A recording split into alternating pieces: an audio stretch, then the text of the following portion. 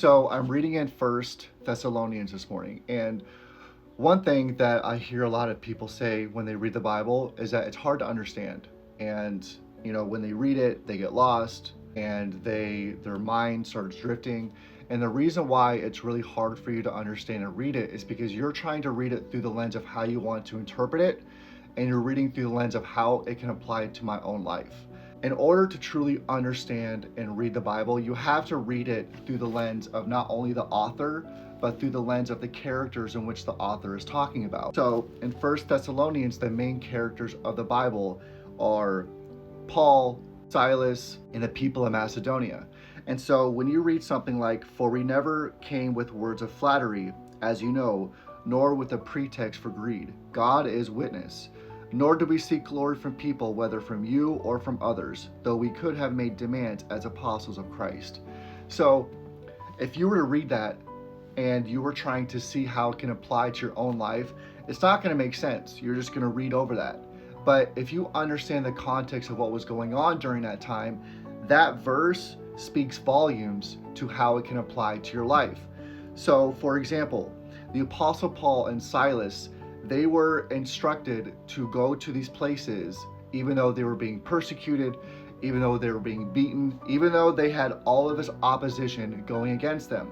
They loved Jesus so much and they were so passionate about people hearing the gospel, they didn't care, okay?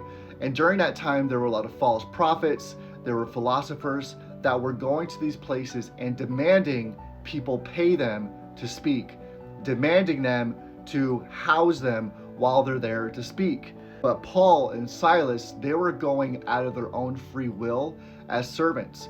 They didn't expect payment. They actually worked with the people to earn wages in order for them to survive, because they wanted the people to know that they had pure hearts and pure intentions of actually sharing the gospel.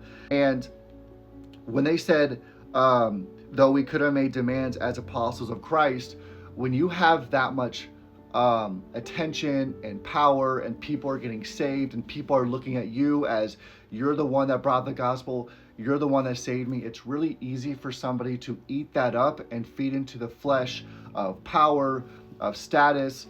And the Apostle Paul is just telling the audience, telling the reader that they could have done that. And just so you know that when you're put in this position, it's very easy to give into that. But because we actually love you and we actually care about spreading the gospel, not about looking good spreading the gospel, we're here to actually serve you. We're not here to accept payment. We're not here for anything else but to share the gospel. So I'm just letting you know that if you truly want to understand the Bible and learn how you can apply it to your own life, you have to read it through the lens of the characters in which the author is talking about, and also the author. Like if you read First Thessalonians at face value, it's going to be very hard to see how you can apply it to your life. But if you read it through the lens of what was actually going on during that time, it's very, very easy to see how it can apply to your life.